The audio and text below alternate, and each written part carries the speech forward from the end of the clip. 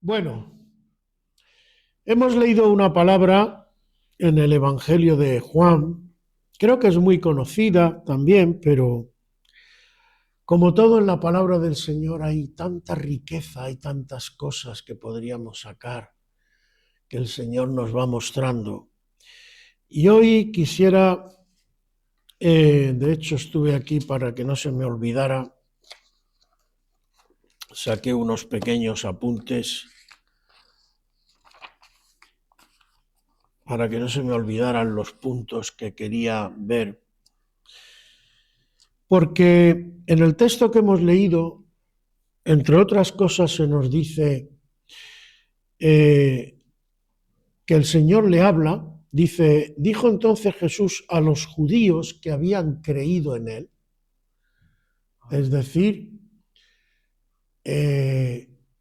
se dirige a gente que se supone que ya ha creído, gente que dice, pues creemos en ti, ¿no? Pero ya muchas veces hemos hablado, y no voy a entrar en él, que el tema de la fe hay que cogerlo muy bien en los contextos y sobre todo, como siempre os digo, en lo que se quiere decir de lo que se está hablando, porque, por ejemplo, también se nos dice que los demonios creen y tiemblan. Entonces, la fe no se trata simplemente, primero además, no salva cualquier fe. Si yo creo en Mahoma o en el Corán o algo así, o yo creo, qué sé yo, en Buda, esa fe no salva. La única fe que salva es la fe en Jesucristo, según la palabra del Señor, cuando tú depositas tu fe. Pero digo esto ¿por qué? Porque las siguientes palabras están dirigidas a gente que se supone que ha dicho yo creo. Y Jesús va a decirle algo muy importante, y más en los tiempos que vivimos. Dice, si vosotros permaneciereis en mi palabra, seréis verdaderamente mis discípulos. Esto de entrada es serio, porque lo que nos dice entre líneas, si dice seréis verdaderamente mis discípulos, quiere decir que hay gente que no es verdaderamente discípulo de Dios, aunque lo aparente. Entonces, es algo para tener en cuenta. Hay gente que puede simular ser discípulo de Cristo, pero a lo mejor no serlo. Es más, hay otro versículo que a mí me pone los pelos como escarpias, donde dice, en aquel día muchos vendrán y me dirán, en tu nombre hicimos, en tu nombre hicimos milagro, echamos fuera demonios y tal. Y el Señor les dirá, apartaos de mí, que no os conozco. Es fuerte, ¿no? Entonces, no son cosas para tomar a la ligera, son cosas para meditar seriamente, sobre todo porque son palabras del Señor. Seréis verdaderamente mis discípulos y conoceréis la verdad y la verdad os hará libre. Aquí quería yo llegar.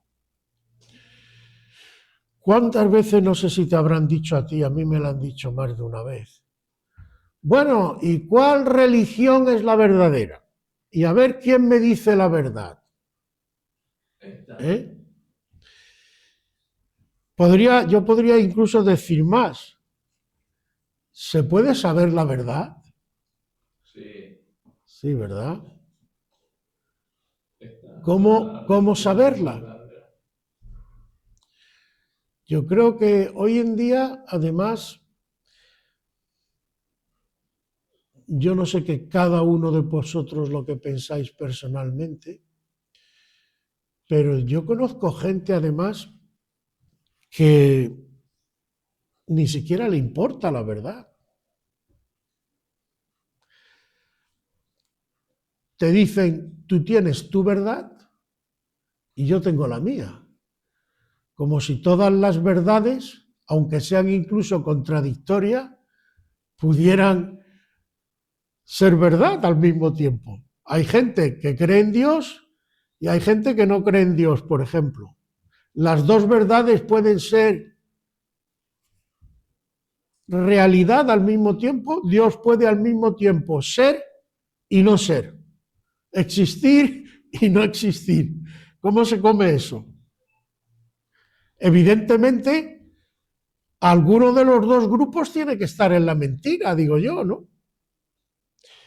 Ahora, si somos sinceros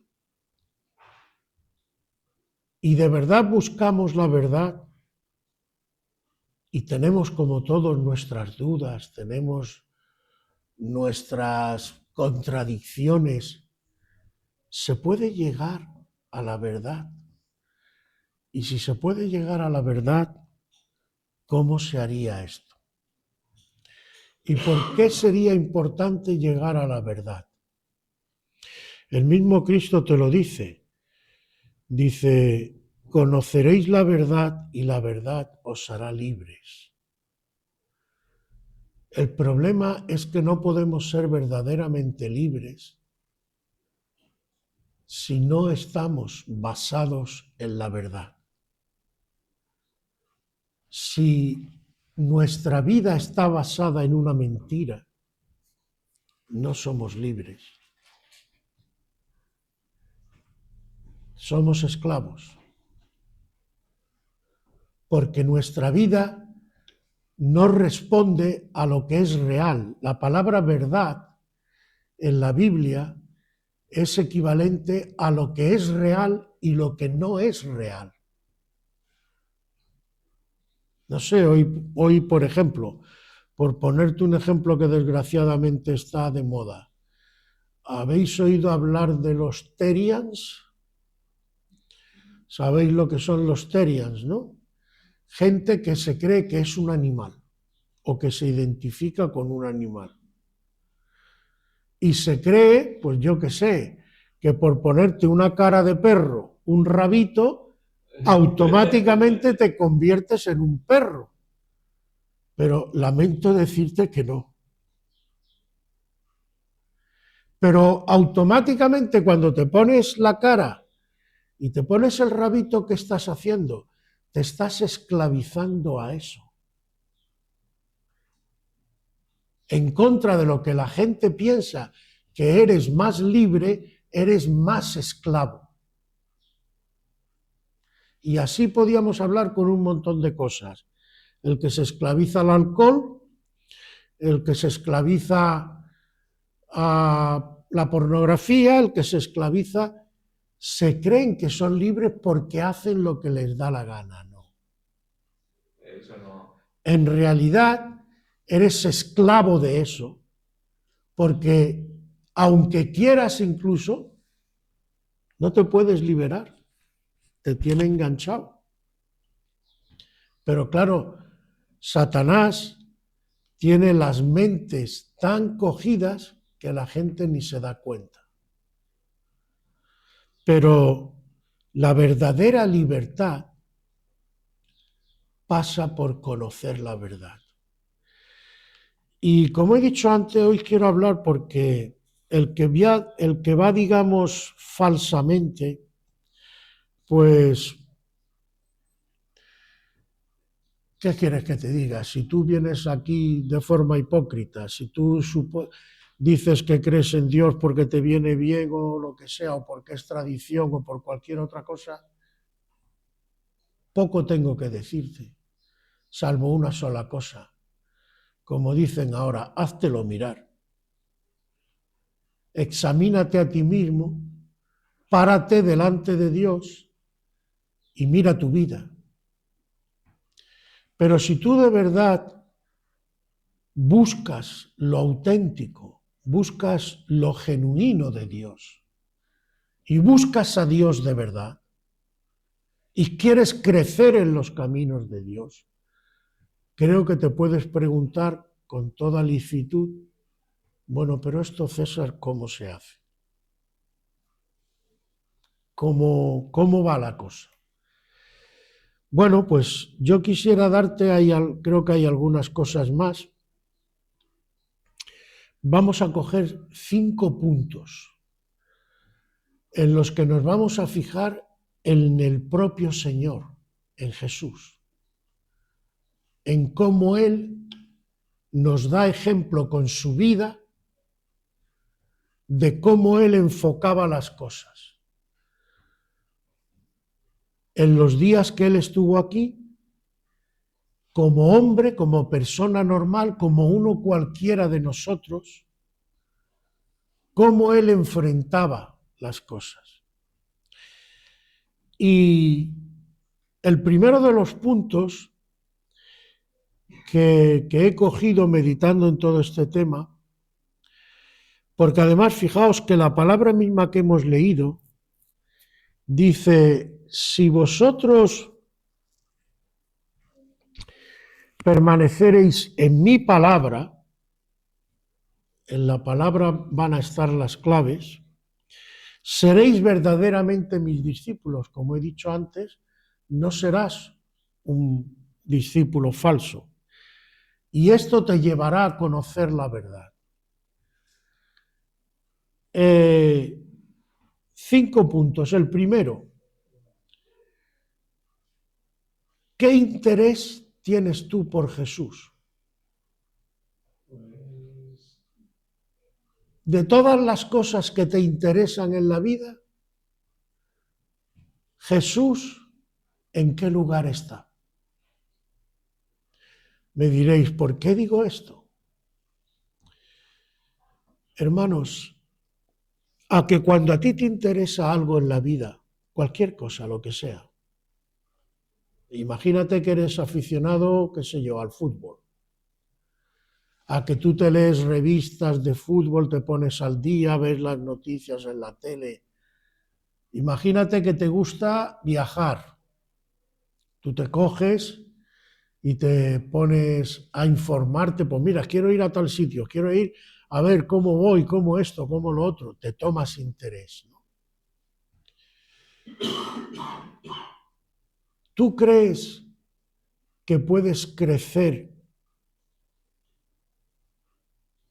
en el conocimiento de Jesús si no tienes mucho interés por Jesús? ¿Cuánto tiempo dedicas al día a estar con Jesús, a informarte de Jesús, a ver cómo Él trata las cosas? ¿Qué vemos en Jesús? He dicho que íbamos a fijarnos en la vida de Jesús. ¿Os acordáis de cuando van José y María con Jesús, que era pequeño, era un niño, a Jerusalén? Al volver, ¿qué pasa? ¿Os acordáis de ese pasaje? Me acuerdo de que le dijeron que ¿Qué? María, pon a tu hijo Jesús. Sí, le dijo que le pusiera Jesús. Pero ¿os acordáis? Cuando vuelven, se les despista el niño. Se vuelven, lo buscan y tal. La madre toda preocupada dice, hijo mío, ¿por qué nos has hecho esto? ¿Y cuál fue la respuesta de Jesús? ¿No sabías que en los negocios de mi Padre me conviene estar? Es decir, Jesús le dice, para mí, mi Padre es importante. Para mí, ocuparme de las cosas que le interesan a mi Padre es importante. Para nosotros, ¿cuál sería? es importante ocuparnos de las cosas que le interesan a Jesús. Si hemos nacido de nuevo, si de verdad decimos que creemos en Jesús, que es nuestro Salvador, y algo que no solemos decir, pero que también es nuestro Señor. ¿Qué importancia tiene Jesús en nuestra vida? Os recuerdo otro pasaje al hilo de lo que estamos hablando. ¿Os acordáis cuando Pedro le dice a Jesús: ¿pero vas a ir otra vez a Jerusalén que te van a matar? No vayas, hombre, cuídate. Si hubiéramos sido alguno de nosotros, le habríamos dicho: tienes razón, Pedro, hay que ser prudente, ¿no? Pero ¿cuál fue la respuesta del Señor a Pedro? Apártate de mí, Satanás. Le está identificando con Satanás, porque claro, Satanás le estaba inspirando también, ¿no? Porque tú no pones la mira en las cosas de Dios, sino en las de los hombres. Otra vez, Jesús tiene preferencia por su Padre. Lo que más le importa, lo que más le interesa es agradar a su Padre. Nosotros tenemos preferencia por Jesús. ¿Nos interesa agradar a Jesús? ¿O nos interesa más agradar a los hombres, agradarnos a nosotros mismos, cumplir una serie de cosas para poder justificarnos? Así que el primer punto, cada uno que se lo responda a sí mismo. Yo no estoy aquí para juzgar a nadie, Dios me libre. Pero tú, a ti mismo, hazte la pregunta y respóndetela. ¿Qué interés tienes tú por Jesús? El segundo punto, si de verdad tienes interés en Jesús, si tu fe es genuina y dices, bueno, pues sí, yo he vivido algo con el Señor y, como se suele decir, he nacido de nuevo. El segundo punto sería la fe. ¿Pero qué es la fe? La fe es más importante de lo que parece, hermanos. Podríamos coger muchos textos, pero no me quiero liar. Pero, por ejemplo, en Hebreos 11 lo podéis leer. En las versiones más modernas dice: la fe es la certeza de lo que no se ve.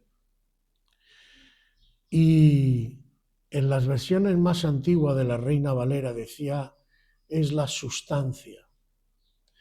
En el original no es ni una ni la otra, porque además en el original esa sustancia o esa certeza son dos palabras. Y esas dos palabras en el original griego vienen a significar base de realidad. Es decir, la fe verdadera, la fe genuina, la idea que da a entender es una base de realidad que tú ya conoces porque tú has experimentado algo real con el Espíritu Santo, si es que el Espíritu Santo está en ti.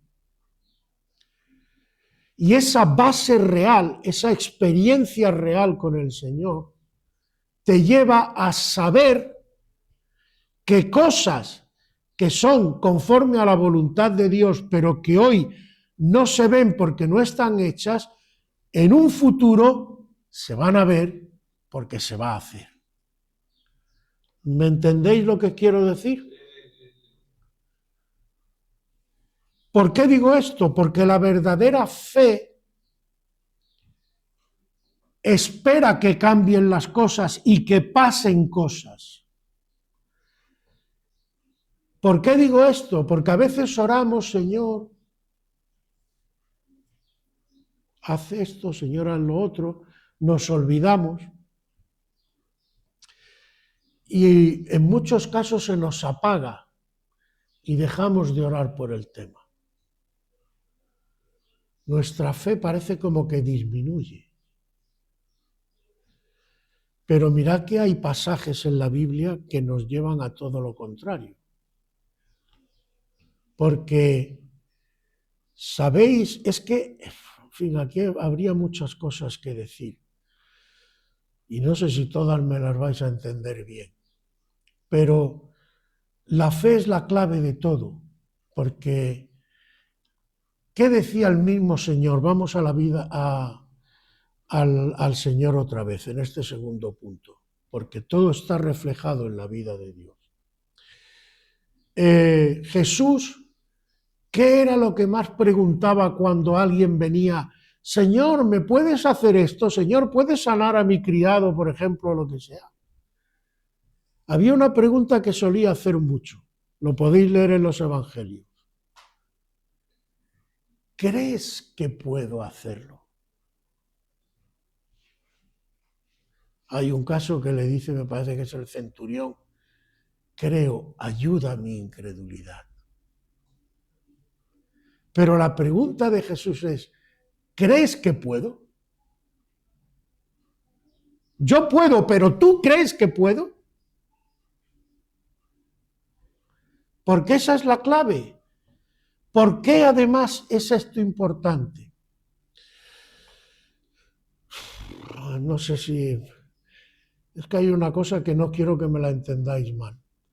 Pero nosotros tenemos, cuando vayamos al cielo con el Señor, se nos va a dar un área de gobierno. Yo os he preparado. Y tenemos que aprender, entre otras cosas, cómo gobernar según Dios.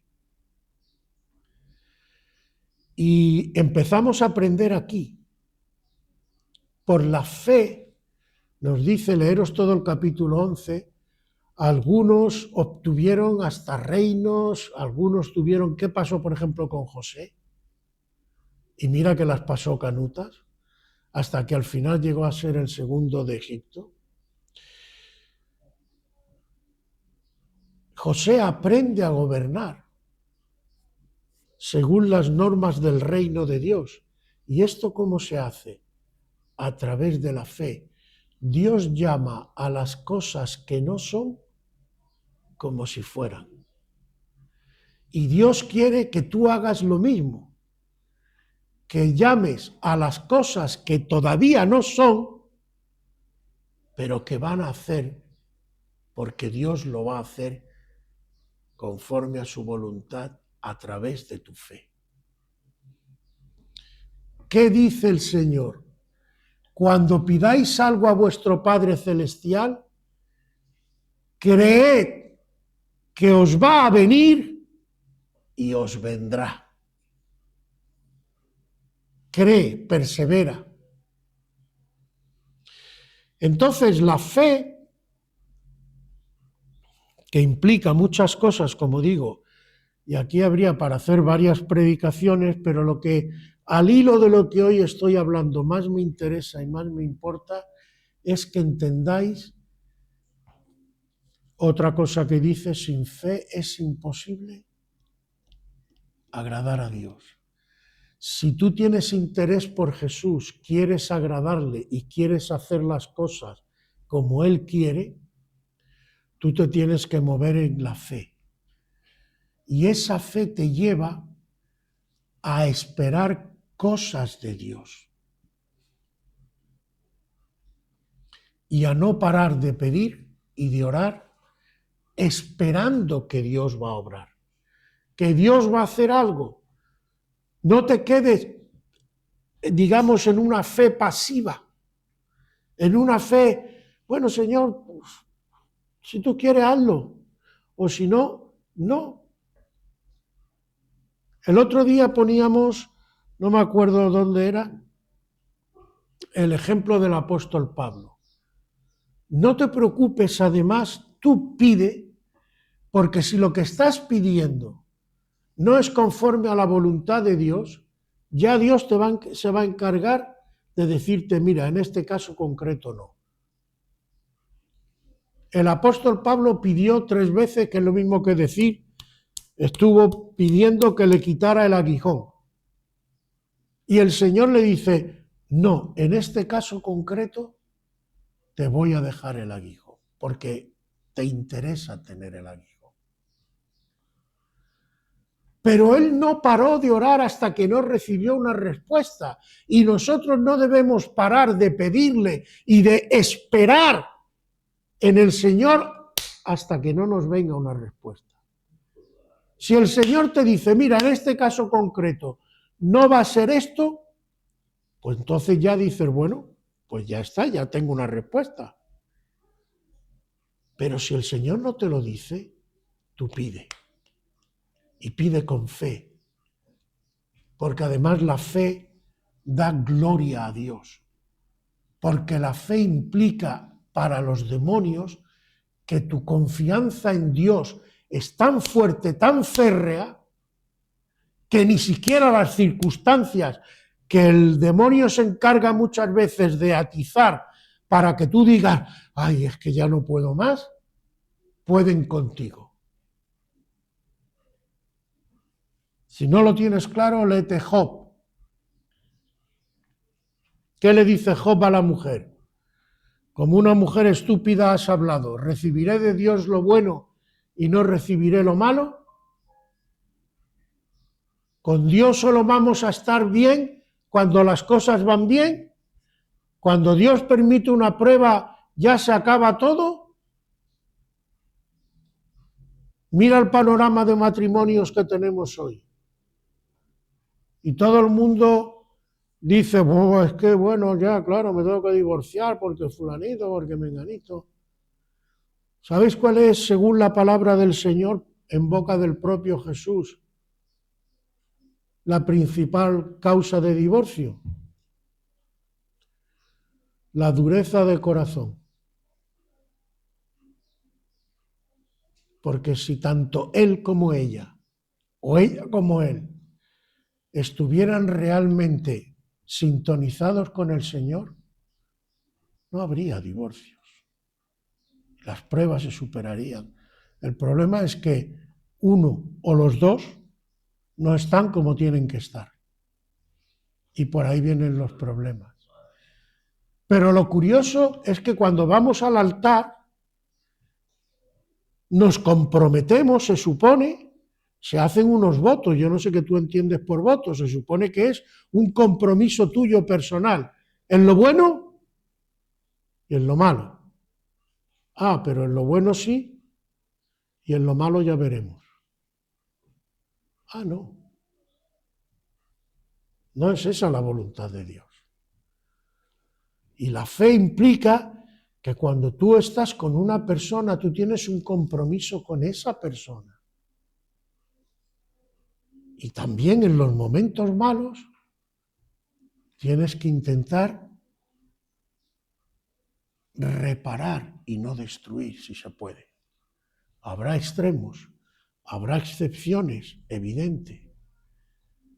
Pero el cristiano nunca tiene que estar dispuesto a tirar por tierra todo, sino más bien a intentar recomponer las cosas y contar con Dios. Porque muchas veces, sobre todo en los matrimonios, se nos cuela Satanás también. ¿Por qué, hermanos? Porque parece que no hemos entendido que el matrimonio cristiano no es cosa de dos. Matrimonio cristiano es cosa de 3. Cordón de 3 dobleces no se rompe fácilmente, dice Proverbios. Ella, él y Cristo. O mejor, ella, él y Cristo en el centro. Pero acudimos a Jesús cuando tenemos problemas en el matrimonio. ¿Qué lugar ocupa Cristo en el matrimonio entre los dos? oramos cada uno por nuestra cuenta y luego nos juntamos los dos para pedirle al Señor, Señor, guía, ilumina nuestro matrimonio. ¿Estamos dispuestos a dejar que realmente Cristo sea el Rey en nuestra casa? Porque en el matrimonio cristiano quien tiene que mandar no es el hombre, aunque el hombre sea cabeza y tiene su lugar. Pero, ¿qué pasa? Por eso tomamos la palabra, en fin, con criterios mundanos. El hombre siempre dice, tú tienes que estar sujeta. ¿Y tú qué no? Los que me conocéis y los matrimonios que hemos hecho aquí, yo siempre le digo al hombre, tú estás dispuesto a sujetarte al Espíritu Santo. Porque la mujer es verdad que se tiene que sujetar al marido, pero el marido se tiene que sujetar a Cristo y a lo que su palabra dice. Entre otras cosas, por ejemplo, ama a tu mujer. Que yo sepa, no dice maltrata a tu mujer. Que yo sepa, no dice desinterésate de tu mujer. Pero claro, cogemos de la palabra lo que nos interesa, lo que no nos interesa no. Pues mira, parece ser que al Señor eso no le vale. Parece ser que el Señor quiere que tu vida sea genuina y no unas ristras de actos hipócritas, que lo que más le decía el Señor a los escribas y fariseos, ¿qué es? Lo que más irritaba al Señor, fíjate, no es ni que fueran malos. Lo que más le irritaba, hipócritas, víboras, sepulcros blanqueados. Por fuera tenéis apariencia, pero sois una cáscara vacía. Cuando empiezas a escarbar un poco, dentro me encuentro que no hay nada. Todo es la fachada. Aparentáis ser muy santos, os dais golpes de pecho, vais al templo, hacéis grandes oraciones, la gente os ve y piensa que sois súper santos, sois un jamón con chorrera, como dicen en mi tierra. No hay nada. Jesús, ¿qué es lo que te dice? Menos apariencia y más contenido. Pero ¿cómo? Como dice aquí, ¿cómo vais a conocer mi palabra y a reconocerme? Como dice aquí, dice, sé que sois descendientes de Abraham, pero procuráis matarme porque mi palabra no haya cabida en vosotros. Yo hablo un lenguaje que parece que no entendéis. ¿Por qué no lo entendéis? Porque no tenéis interés. No estáis en comunión con mi Padre Celestial. Y claro, mi lenguaje os resulta extraño, porque vosotros estáis acostumbrados a una parafernalia religiosa de ritos, de palabritas, de historias que no dicen nada, que no aportan nada, que no cambian nada y que vuestras vidas siguen bum, bum, bum, bum. Claro, llega alguien que te habla de una forma sincera, que saca los problemas, que va al grano, que te toca el corazón y no sabes qué hacer. Pues lo que tienes que hacer, como le dijo a Nicodemo, es nacer de nuevo. Necesitas un cambio de verdad. Pero bueno, no me extiendo más con esto. Tercer punto importante. La palabra como norma estricta.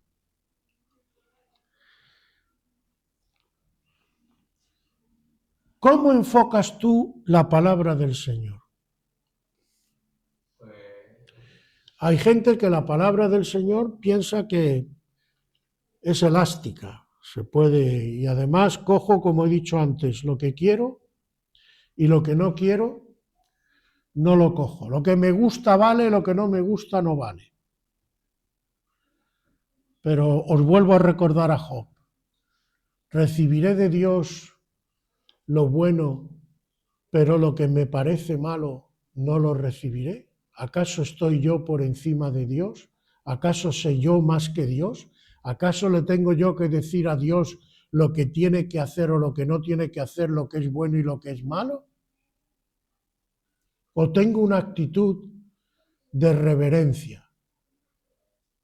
¿Qué entendemos que es? Que de esto se habla, bueno, a veces se habla mucho, pero quizás no como se tendría que hablar.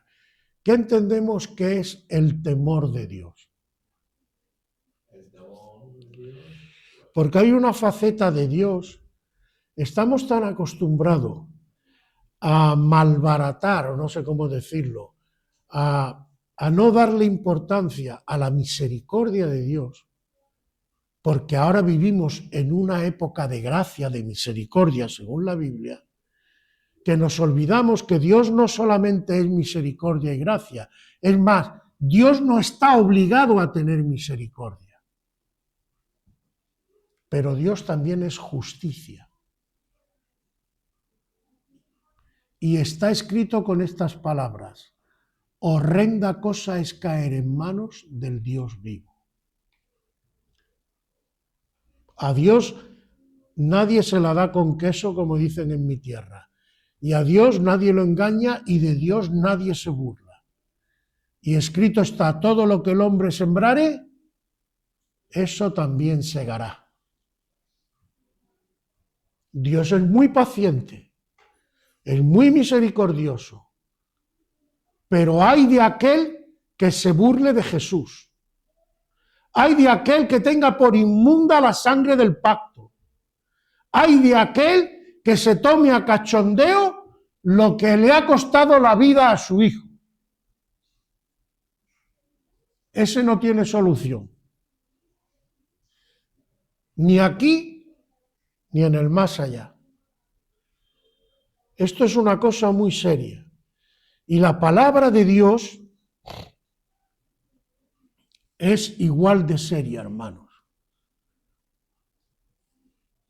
¿Cómo lo vemos esto en Jesús? Estamos diciendo que vamos a Jesús. Jesús,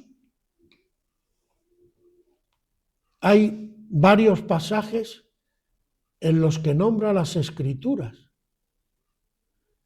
con lo cual lo está dando por válido. Por ejemplo, un libro que además se creen que es un cuento de hada hoy en día, como quieren desprestigiar la Biblia, por tanto, el Génesis. ¿Qué dice Jesús, por ejemplo, hablando del matrimonio? Cuando le preguntan por el divorcio. Y Jesús les dice, por la dureza de vuestro corazón Moisés os permitió, pero al principio, y se va a Génesis, dice, al principio no fue así, sino que dejará el hombre a su padre y a su madre y se unirá a su mujer y los dos serán una sola cosa. Esta es la voluntad de Dios y esto está en Génesis. Luego, indirectamente está diciendo que lo que se dice en Génesis es palabra de Dios, porque si no diría, bueno, como no me fío de lo que escribió Moisés, como no me fío de lo que ha venido a lo largo de los años, pues no lo doy por válido. Pero Jesús da por válido eso. Con lo cual indirectamente te está diciendo que esto es la palabra del Señor. Y que es fiable. Pero todo lo que Dios nos ha dejado. Porque para algo nos lo ha dejado. Y salirse de aquí o jugar con esto, ¿cómo termina prácticamente casi de los últimos versículos de Apocalipsis que dice? El que quite o añada a la palabra de la profecía, recibirá maldición. Quite o añada. Ni quitar ni añadir. Coge lo que el Señor te ha dado. Porque Él que es sabio, que es todopoderoso y que conoce todas las cosas, Él te lo ha dado así porque quiere que lo tengas así. Y no tomes ninguna otra fuente de autoridad que no sea la Escritura. Igual que el mismo Señor hizo. Hemos también hablado de cuando tenía 12 añitos y estaba en el templo. ¿Qué estaba haciendo? Comentando de las Escrituras, hablando con los maestros, informándose, enseñándose. La Escritura tiene que ser la norma de tu vida. La norma, lo normal. Normal viene de norma, es decir, de regla, de lo que te dirige. Para no alargarlo mucho, vamos al siguiente punto, perseverancia.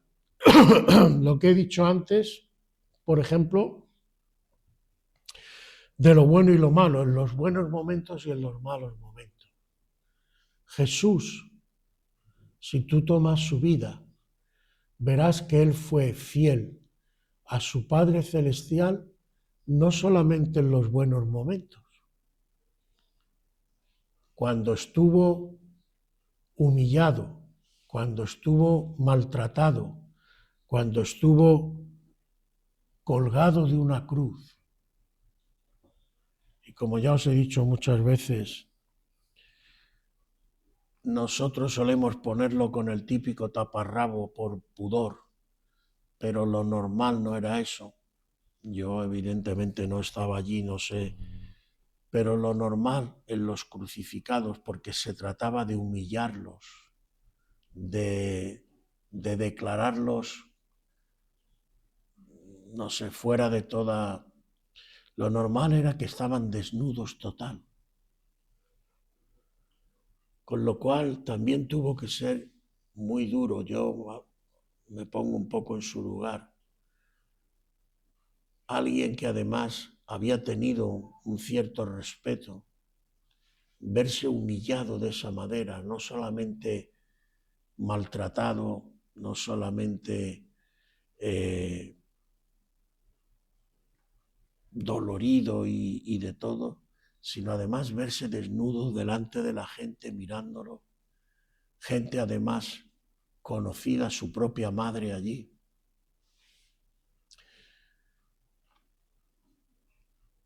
No solo llevó nuestros dolores y nuestras enfermedades, llevó nuestra vergüenza. Y eso, hermanos, es que por eso yo entiendo cuando el Padre dice, ay de aquel que tenga por inmunda la sangre de Cristo. Es que el que se burle de eso, ¿cómo va a tener perdón? ¿Cómo va? No puede ser. Jesús pagó un precio muy alto por nuestra salvación. Pero lo que quería fijarme en esto más que en otra cosa es cómo Él perseveró hasta el fin. Nosotros a veces pensamos en, a ver si lo digo, en las cosas y duramos un tiempo y luego nos venimos abajo. Pero el mismo Señor nos dice, y Él practicó, que perseveremos, que no nos dejemos venir abajo tan fácilmente por las circunstancias. Peor que lo tuvo Él no lo vamos a tener ninguno de nosotros. Y Él confió en su Padre Celestial hasta el fin. Por eso es el autor y consumador de la fe. Y las últimas palabras fueron, Padre, en tus manos encomiendo mi espíritu. Ahí nos da ejemplo de que nosotros, además, nosotros todavía tenemos incluso tendríamos que tener más seguridad que Cristo, porque a nosotros se nos ha dicho ya de antemano que la victoria va a ser nuestra. No tendríamos que tener ningún motivo para sentirte ni desanimado, ni apocado, ni apático. Que las circunstancias a veces son duras, sí, pero Dios te ha dicho, tira para adelante que yo estoy contigo, que no te dejaré, yo estoy contigo al principio, yo soy el camino, lo cual estoy en medio, y yo soy la omega, estoy al final, contigo, no te dejaré, ni te desampararé. Así que cobra ánimo y persevera, porque también esa perseverancia tiene muchas lecciones, pero te recomiendo que te leas la parábola de la viuda y el juez injusto, que creo que te va a aclarar muchas cosas y te va a animar cuando el Señor dice, mirad a esta viuda que estuvo machaconamente diciendo, hazme justicia, y Él dice al final, ¿y pensáis que Dios vuestro Padre, que no solo no es injusto, sino que es justo de verdad, no va a hacer justicia a sus escogidos que claman a Él? Claro que le va a hacer justicia. Pero Dios está viendo si tú de verdad tienes interés y perseveras. Si no a la primera de cambio no te vienes abajo. No. Un hijo de Dios no puede venirse abajo o no debe venirse abajo a la primera de cambio. Un hijo de Dios tiene que, Señor, vuelvo a decir, hasta que Dios no te dé una respuesta, tú tienes que estar ahí. Aleluya. Aleluya. Y un último punto que quizás lo tendría que haber puesto en el lugar de la perseverancia el último, pero bueno, van de la mano. El último punto es aplicar lo aprendido. Cuando Dios te ha enseñado algo y has aprendido algo, tienes que aplicarlo, ponerlo en práctica para confirmarlo con tu Dios. Y digo que va unido a la perseverancia, porque si te fijas, para aplicar lo que has aprendido, tienes que perseverar en las circunstancias para que, entre otras cosas, veas y confirmes que Dios realmente está contigo y que lo que has aprendido realmente es de Dios. Dios te lo va a confirmar. No me extiendo más. Y así pues os recuerdo 5 puntos. Interés por Jesús, fe, la palabra como norma estricta, aplicar lo aprendido y la perseverancia. Si practicas todo esto, tú verás cómo la verdad va, ¿cómo diría yo?, tomando cuerpo dentro de ti. Y tú mismo te darás cuenta de cómo vas creciendo y vas desarrollándote para que se cumpla lo que la misma palabra dice. Ya no vivo yo, mas vive Cristo en mí. Él es nuestra vida. Él nos hará conocer la verdad. Y si el Hijo te liberta, a través de la verdad serás verdaderamente libre. Aleluya.